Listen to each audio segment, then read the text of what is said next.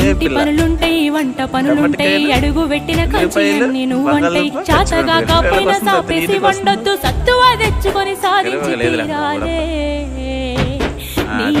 చిన్నదే బిడ్డో నువ్వెత్తి బిడ్డ, జర్రయాదిలా జర్రయాదిలా జర్రయాది నుంచోకోవే బిడ్డో, అడుగు వెళ్తున్నా ఖచ్చితంగా తగ్గట్లేదు పాపం. వచ్చి మరి నీకు ఎలాగ వస్తారా?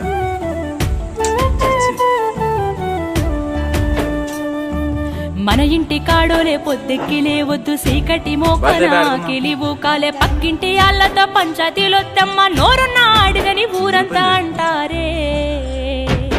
అత్తవత్త